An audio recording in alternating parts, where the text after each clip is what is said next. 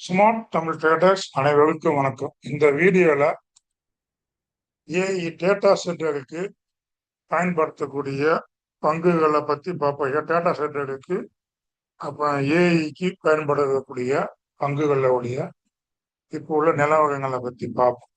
அதனுடைய order value எல்லாத்தையும் பார்ப்போம். ஆர்டர் புக் அப்படின்னா என்ன அப்படின்னா, ஒரு நிறுவனத்துக்கு கையில் இருக்கும் உறுதியான ஆர்டர்கள் டெலிவரி ஆகாதது, ஆனா கிளைண்ட் கையெழுத்து போட்டு கன்ஃபார்ம் செஞ்ச ஒர்க்கு. இது அதிகமா இருந்தா அடுத்த 1 to 3 வருஷத்துக்கு ரெவென்யூ விசிபிலிட்டி நல்லா இருக்கும், ரெவென்யூ வருவாய் நல்லா இருக்கும் அப்படிங்கிறது அர்த்தம். அதே நேரத்துல பிஇ ரேஷியோ அப்படின்னா, ஒரு பங்கை வாங்க நிறுவனத்துடைய இப்போதைய லாபத்தை வச்சு பார்க்கும் போது அது எத்தனை வருஷம் ஆகும் அப்படின்னு பார்க்கக்கூடியதுதான் பிஇ ரேஷியோ. இப்ப பிஇ ரேஷியோ 20 அப்படின்னா 20 வருஷம் ஆச்சு, 20 வருஷத்துக்கு லாபத்தை பிரதிபலிச்சிருச்சு.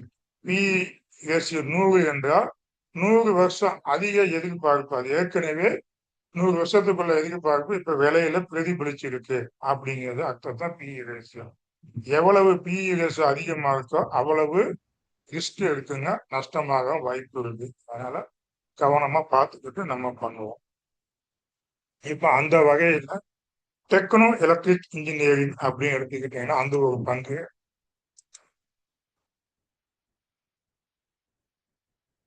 இது மின்கட்ட அமைப்பு, பவர் இன்ஃப்ராஸ்ட்ரக்சர்ல இருக்கு. இபிசி கம்பெனி டேட்டா சென்டருக்கு தேவையான மின்சார கனெக்ஷன், சப்ஸ்டேஷன், இபிசி ஒர்க்கர் செஞ்சு. இபிசி ஒர்க்னா ஃபுல் ஒர்க், ஓகேங்களா? கன்ஸ்ட்ரக்ஷன் பிளான் எல்லாமே பண்ணது இபிசி சொல்லுவோம். இது பண்ணுது. இவர்களுடைய ஆர்டர் புக் எடுத்துக்கிட்டீங்கன்னா 950 9,566 கோடி, 9,566 கோடி. இது தற்போதைய ரெவென்யூல கிட்டத்தட்ட 3 மடங்கு. அதாவது அடுத்த 2-3 வருஷத்துக்கு வேலை இல்லாம இருக்க இந்த நிறுவனத்துக்கு வாய்ப்பே இல்லை. வேலை எப்பவுமே அடுத்த 2-3 வருஷத்துக்கு இருக்கு. இது டேட்டா சென்டர்ல இருந்து வரும் ரெவென்யூ இப்ப இந்த டெக்னோ எலக்ட்ரிக்கு 40-50 கோடி மட்டும்தான். ஆனா 2030க்குள்ள 4000 இருந்து 5000 கோடியா வளரும்னு நிறுவனமே சொல்றாங்க. இது ஏர்லி ஸ்டேஜ் வீட்ல இந்த ஸ்டாக் இருக்குங்க. இப்போ ஒரு பெரிய அளவு இல்லைனாலும் ஃபியூச்சர்ல பெருசா வளரக்கூடிய பங்கு. இதனுடைய பிஇ ரேஷியோ இப்போதைக்கு பார்த்தீங்கன்னா 19x தான். மிகவும் ரீசனபிளான ஒரு இன்ஃப்ராஸ்ட்ரக்சருக்கு ஒரு ரீசனபிளான பிஇ ரேஷியோல தான் இருக்குங்க.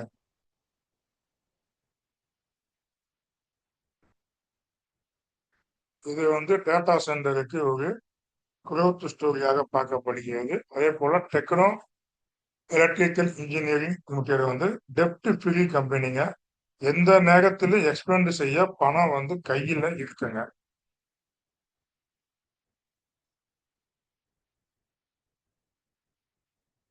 இதனுடைய விலை எடுத்துக்கிட்டீங்கன்னா இப்போதைக்கு ஒரு கிரவுண்ட் லெவல்ல தான் இருக்கு, ஓகேங்களா? நல்லா கைப்பீக்கில போல கிரவுண்ட் லெவல்ல தான் இருக்கு. இப்ப இந்த ஸ்டாக்ஸை பத்தி டெக்னிக்கலா பார்த்துக்கலாம்.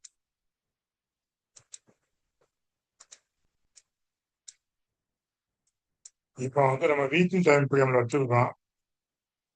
மந்த்லில இருந்து வாங்க ஸ்லோப்பை போட்டு ஒரு சிமெண்ட்ரிக்கல் பேட்டர்ன் உருவாகிருக்கு. வேலையும் அங்கே போட்டுருக்கு. எப்பை கொஞ்சம் இன்க்ரீஸ் பண்ணிட்டு வராங்க.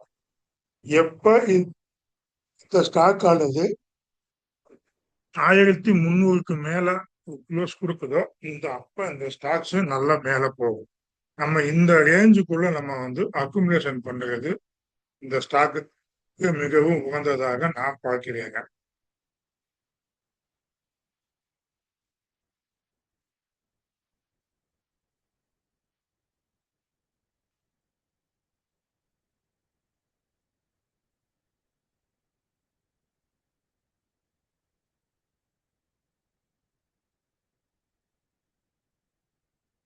இவருடைய வளர்ச்சி திட்டங்கள் மட்டும் எதிர்பார்க்கப்படி நடந்துச்சு அப்படின்னா நல்ல பெரிய லாபத்துக்கு போகும். இந்த டேட்டா சென்டர் ஒரு 5 ஸ்டாக் எடுத்துக்குவோம். அதுல Anandraj, network technology, techno electric, KR architectures, இப்ப வந்து டெக்னோ எலக்ட்ரிக் பார்த்துட்டு இருக்கோம். நியாயமான விலையில இந்த ஸ்டாக் ஆனது ட்ரேட் ஆகிக்கிட்டே இருக்கு. ஓகேங்களா? இப்ப அந்த ஸ்டாக்கை வாட்சிஸ்ட்ல வச்சுக்கோங்க. டெக்னிக்கலா உங்களுக்கு எப்போ மிட் பாயிண்ட் 1300க்கு மேல வந்து கிராஸ் பண்ணுதோ அப்போ இந்த ஸ்டாக்ஸை வந்து ஃபோக்கஸ் பண்ணலாம். அது முடிய நீங்க அக்குமுலேஷன் பண்ணலாம். இல்லை அப்படின்னா கீழே வந்தாலும் நீங்க அதுக்கும் வாங்க ரெடியா இருக்கணும். சிமெண்டிக்கல் பேட்டர்ன் அப்படிங்கிறது பிரேக் அவுட் ஆகி மேலேயும் போகலாம், கீழேயும் வரலாம். சிமெண்டிக்கல் பேட்டர்னை பொறுத்த அளவு. அதனால கொஞ்சம் வாட்சிஸ்ட்ல வச்சுக்கிட்டு நீங்க அட்வைஸ்கிட்ட கேட்டுக்கிட்டு நீங்க முடிவு பண்ணிக்கீங்க. இந்த ஸ்டாக்ஸ் நான் ஹோல்டிங்ல வச்சிருக்கேன் கேட்டா ஆமா, இந்த ஸ்டாக்ஸ் நான் ஹோல்டிங்ல வச்சிருக்கேன். குறைந்த ரிஸ்க், நல்ல நீண்ட கால வளர்ச்சி இந்த பங்குக்கு இருக்கு. அடுத்த ஸ்டாக் எடுத்துக்கிட்டீங்க அப்படின்னா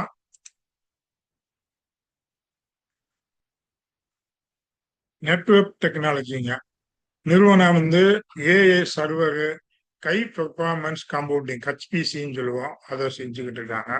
கிளவுடு அண்ட் டேட்டா சென்டருக்கு சொல்யூஷன் பண்ணிக்கிட்டு இருக்காங்க. முக்கியமாக ஏஐ ரெவன்யூ வந்து ஏஐ மூலமா இந்த பங்குக்கு 460% இயர் ஆன் இயர் வந்து ரெவன்யூ வந்து நல்ல குரோத்தில் இருக்கு. அதே இது ஏஐ பிசினஸ் மூலம் கிட்டத்தட்ட 43% வந்து இவங்களுக்கு வருவாய் வருதுங்க. ஆர்டர் புக்கு வந்து மிகவும் வலிமையா இருக்கு. ஆனா பிஇ ரேஷியோ மட்டும் 139 இருக்கு. அதாவது ஏற்கனவே இந்த பங்கானது விலை வந்து ஓடிருச்சுன்னு அர்த்தம். வேகமா ஓடுறதுக்காக. ஆனா பெட்ரோல் வந்து நல்லா நிறையாவே இருக்கு. அதாவது நம்ம இந்த நிறுவனத்துக்கு நல்ல ஒரு வாய்ப்பு இருக்கு. ஆனா வேகமா ஓடிருச்சு. ஏஐ கை பெர்ஃபார்மன்ஸ் காம்பவுண்டிங் சிஸ்டம் தயாரிக்கிற நிறுவனம். டெல்லு ஹெச்பி மாதிரிங்க இந்த நிறுவனம். ஏஐயை பொறுத்தளவு இந்த கம்ப்யூட்டர்ல எப்படி டெல்லு ஹெச்பி கம்பெனி இருக்கோ அது மாதிரி ஏஐ செக்டார்ல இந்த நெட்வொர்க் டெக்னாலஜி அந்த டெல் கம்பெனிக்கு ஈக்குவலாக இதை பார்க்கலாங்க. ஆனா ஏஐ மூலம் கிட்டத்தட்ட 460% இயர் ஆன் இயர் குரோத் கொடுத்துருக்கு. 43% வந்து கிட்டத்தட்ட இவங்க ஏஐல இருந்து தான் வருது. ஆர்டர் புக்கு 472 கோடி இருக்குங்க. பிளஸ் 2400 கோடி வந்து இன்னும் L1 கிட்டத்தட்ட கன்ஃபார்ம் ஆக போற நிலைமையில 2400 கோடி கன்ஃபார்ம் ஆகல. கன்ஃபார்ம் ஆனது 472 கோடி, கன்ஃபார்ம் ஆகாம L1 லெவல்ல கிட்டத்தட்ட 2400 கோடி இருக்குங்க. இது ஒரு நல்ல விசிபிலிட்டி தான். ஆனா ஸ்டாக்கு ஏற்கனவே ஒரு வருஷத்துல 188% ஏறிடுச்சு. அதே நேரத்துல பிஇ ரேஷியோ கிட்டத்தட்ட 140 கிட்ட வந்துருச்சு. பிபி ரேஷியோ 40x கிட்ட போயிடுச்சு. இத எப்படி சொல்லணும் அப்படின்னா இந்த கம்பெனி வந்து இந்த ஏஐ செக்மெண்ட் நல்லா இருக்கு. ஒரு டெல் மாதிரி ஒரு நல்ல ஒரு பேஸ் உள்ள கம்பெனி ஏஐ செக்டார்ல, டேட்டா சென்டர்லங்க. இப்ப வந்து நம்ம ஒரு வகுப்புல வந்து ஒரு பையன் 80 மார்க் எடுக்கலான்னு வச்சுக்கோங்க. அடுத்த வருஷமும் அடுத்த பரீட்சையிலையும் அதே மார்க்கு கண்டினியூவா ஆவான்னு எதுவுமே நம்ப முடியாது. ஆல்ரெடி அவனை நம்பி ஃபியூச்சர்ல கிரெடிட் முன்னாடியே எடுத்து பாராட்டுல வாங்கிட்டான். அவன் அடுத்த பரீட்சையிலையும் அதே 80% மேல வாங்குவான் அப்படிங்கிறது எதிர்பார்க்க முடியாது. சற்றே குறைஞ்சாலும் எதிர்பார்ப்பு பிரேக் ஆகி ஸ்டாக்கு வேகமாக கீழே விடும். குரோத் வந்து ரியலா இருக்கு. ஆனா சேஃப்டி வந்து இல்லை. மார்க்கெட் இப்போதைக்கு பிளேஸ் ஆனது ஓவர் வேல்யூல இருக்கு. நெட்வொர்க் டெக்னாலஜி இந்த ஸ்டாக்கும் என்கிட்ட இருக்கு. 770 ரேஞ்சில் வாங்கி அதுக்கப்புறம் வந்து 1100 1200 வாங்கி நான் ஹோல்டு பண்ணிக்கிட்டே இருக்கேன். நல்ல மூவ்மெண்ட் கொடுத்துருக்கு. இன்னமும் ஆட் பண்ணிக்கிட்டே தான் இருக்காங்க.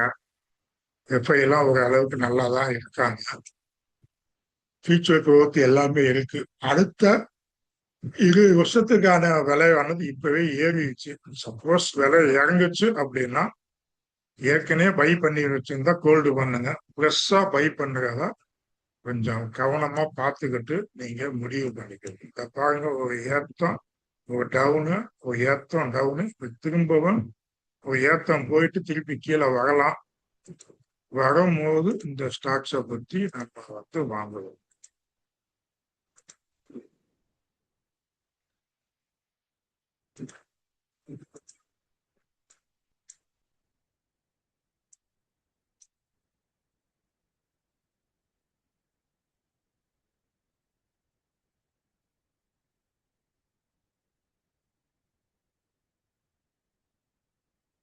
வச்சு போனா எப்படியோ போகலாம்.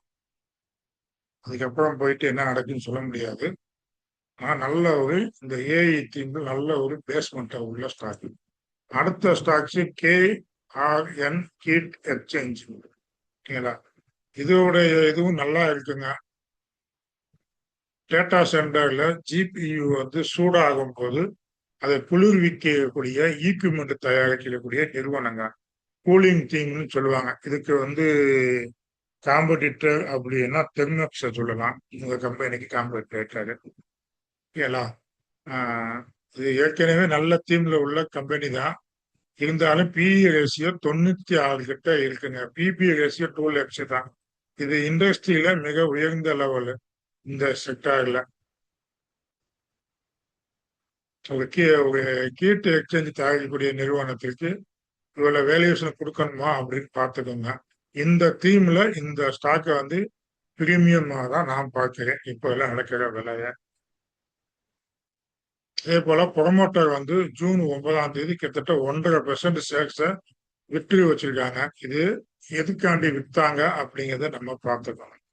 நிறுவனத்தோட ஃபீச்சரை நம்பி ப்ரொமோட்டர்ஸ் இப்ப எதுக்கு விற்கணும், நிறுவனம் நல்லா இருக்கு அப்படின்னா அவங்க எதுக்கு வித்தாங்க அப்படிங்கிறத நம்ம கொஞ்சம் அனலைஸ் பண்ணி பார்த்துட்டு அடுத்த வீடியோல சொல்லுவோம். வாடிக்கையாளர்கள்ட்ட இருந்து இந்த நிறுவனத்துக்கு பணமானது தாமதமாக தான் வருகிறது. கிட்டத்தட்ட வந்து அவங்களுக்கு வாடிக்கையாளர்கிட்ட இருந்து வரக்கூடிய பணம் வந்து 106 நாள் மேல ஆகுது. இது வந்து கேஷ் ஃப்ளோ ஸ்ட்ரெஸ்ல இருக்கு. ஓகேங்களா? அதை பார்த்துக்கணும். சுருக்கமா சொல்லணும்னா இந்த கூலிங் ஸ்டோரியில பல கம்பெனிகள் இருக்கு. இது பிஇ ரேஷியோ கொஞ்சம் குறைஞ்சிச்சுன்னா பிஸ்னஸ் நல்லா இருக்கும். ரிஸ்க் ரிவார்டு நல்லா இல்லை. இந்த ஸ்டாக் பிரைஸ் கவனமா பார்த்துக்கிட்டு நீங்க முடிவு பண்ணிக்கோங்க.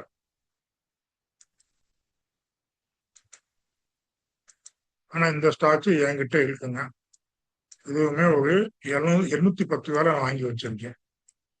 நல்லதான் இருக்கு. டெக்னிக்கல் நல்லா இருக்கு. பிஇ ரேஷியோ மட்டும் கொஞ்சம் அதிகமா இருக்கிறதுனால கொஞ்சம் கவனமா பார்த்துக்கிட்டு முடிவு பண்ணிக்கோங்க. ஆனா நல்லா லாங் டேர்முக்கு போக்கஸ் கொடுக்கக்கூடிய கம்பெனி தான். அடுத்த ஸ்டாக் ஆனந்த் ராஜ். இது வந்து இவருடைய பெரிய திட்டம் எல்லாமே இருக்கு. ஆனா வந்து எக்ஸ்கியூஷன் இல்லை. இவர் வந்து சொல்லுறது காகித வடிவிலே இருக்கு. இது ரியல் எஸ்டேட் நிறுவனமா இருந்து இப்ப டேட்டா சென்டர் கம்பெனியாக மாறிக்கிட்டு இருக்கு. 25,000 கோடி ஹரியானால வந்து இது பண்ணியிருக்காங்க. பிளஸ் 4,500 கோடி வந்து ஆந்திர பிரதேஷ்ல இன்வெஸ்ட்மெண்ட் பண்ண போறாங்க. ஆல்ரெடி 25,000 கோடி ஹரியானால பண்ணிட்டாங்க. 4,500 கோடி ஆந்திர பிரதேசத்துல பண்ண போறேன்னு அனௌன்ஸ்மெண்ட் பண்ணியிருக்கு. இது ஹெட்லைன்ல பார்க்கல இருக்கு. ஆனா பினிஷிங் பண்ணுவாங்களா அப்படிங்கிறத இந்த கம்பெனியை கவனமா பார்த்து பண்ணுது.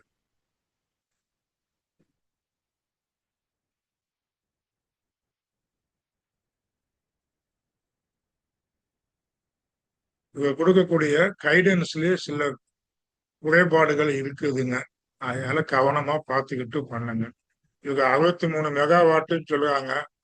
63 மெகாவாட்ல இருந்து 117 மெகாவாட் முடிய கொடுப்போம் அப்படின்னு சொல்றாங்க. ஆனா அது வந்து 28 மெகாவாட்டு தான் இருக்கு டிசி கெப்பாசிட்டி. அதனால இது வந்து இவர் சொல்லுறதுக்கும் செயலும் வித்தியாசமா இருக்கு. பிஇ ரேசியோவும் 65க்கு மேல இருக்கு. அதனால இந்த ஸ்டாக்ஸை வந்து ஆர்டர் புக்கு இருக்கு. ஆனா உறுதியான வேலை இல்லை. திட்டம் இவங்களுடைய வேலையை வந்து ஆர்டர் வந்து இம்ப்ளிமெண்ட் பண்ணுனாங்கன்னா ரெவன்யூ வந்து மாறும்.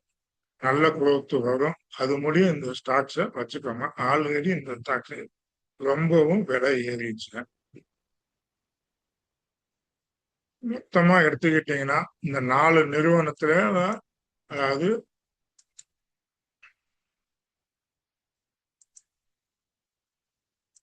டெக்னோ எலக்ட்ரிக் இன்ஜினியரிங், நெட்வொர்க், கேரகணிக்கு டெக்ஸ்சேஞ்ச், ஆனந்தராஜ், இந்த 4 நிறுவனத்துல ஒரே பார்வையில சொல்லணும் அப்படின்னா ஆர்டர் புக்கு, பிசினஸ், ஃபண்டமெண்டல் 4 நிறுவனத்திலும் ஒரு அர்த்தபெட்டிக்கா இருக்கு. ஃபியூச்சர் செக்டார் தான். ஆனா இப்ப அடுத்த 3 வருஷத்துக்கு உள்ள விலைய இப்பவே அட்வான்ஸாவே நம்ம வந்து காமிச்சிருச்சு. அடுத்த 3 வருஷத்துக்கு இருக்கக்கூடிய விலை இப்பவே இந்த நிறுவனத்துல இருக்கு. அதனால கொஞ்சம் கவனமா பார்த்து பண்ணுங்க. அதுல டெக்னோ எலக்ட்ரானிக் விலை மட்டுமே கொஞ்சம் குறைவாக இருக்கு. அந்த ஸ்டாக்ஸை வேணா நீங்க போக்கஸ் பண்ணலாம். அதே நேரத்துல நெட்வொர்க்கும் கேஆர்என் கிட்ட எக்ஸ்சேஞ்சும் அதிகமாக தான் இருக்கு. சப்போஸ் சிறிய கரெக்ஷன் வந்துச்சுன்னா இந்த ஸ்டாக்கை போக்கஸ் பண்ணலாம். ஆனந்தராஜ் ரெண்டு ஒரு காயின் மாதிரி இருக்கு, 2 பக்கமும் இருக்கு. ஆப்பர்ச்சுனிட்டி இவங்களுடைய கைடன்ஸ் வந்து ஒரு ஆர்டர் வந்து இவர் வேலையை நல்லபடியா பண்ணிட்டாங்க அப்படின்னா ஆனந்தராஜ் நல்ல மூவ்மெண்ட் கொடுக்க வாய்ப்பு இருக்கு. அதனால இந்த செக்டார்ல எல்லாம் பார்த்துக்கோங்க, பார்த்துக்கிட்டு நீங்க முடிவு பண்ணிக்கலாம். இந்த செக்டார்ல உள்ள இந்த பங்கை மட்டும் நீங்க பார்த்துக்கிட்டு, இதுல உள்ள 4 ஸ்டாக்குமே என்கிட்ட நல்லா இருக்குங்க. அதுல டெக்னோ எலக்ட்ரிக் இன்ஜினியரிங் தாங்க பிசினஸ் சிறப்பா இருக்கு. விலையும் வாங்கக்கூடிய லெவல்ல இருக்கு.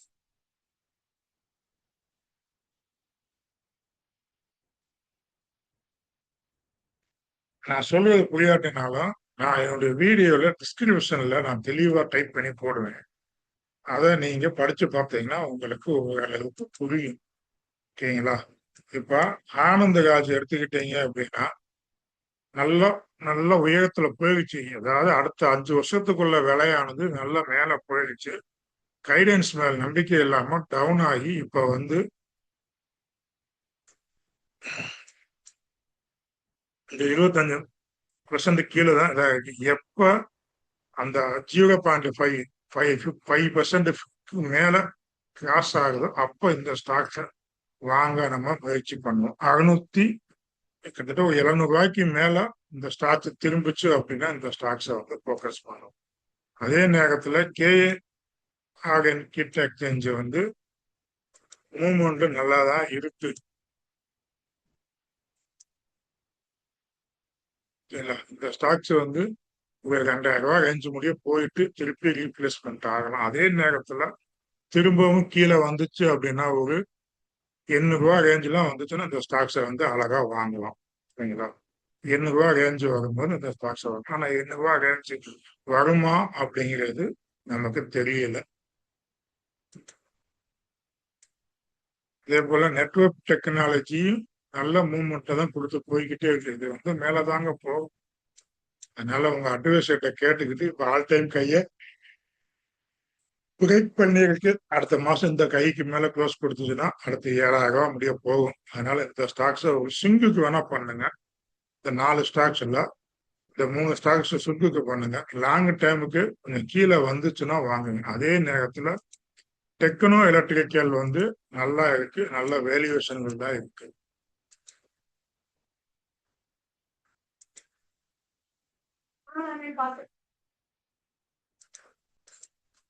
இதுவுமே வந்து இந்த லெவலுக்கு மேல 1430க்கு மேல போச்சுன்னா 1350க்கு மேல போச்சுன்னா இந்த ஸ்டாக்ஸ் நல்லா மேல போகும். அது முடிய வந்து நம்ம வந்து வெயிட் பண்ணி பார்ப்போம். அது முடிய எந்த லெவலுமே நம்ம வந்து முடிவு பண்ணிக்க வேண்டும்.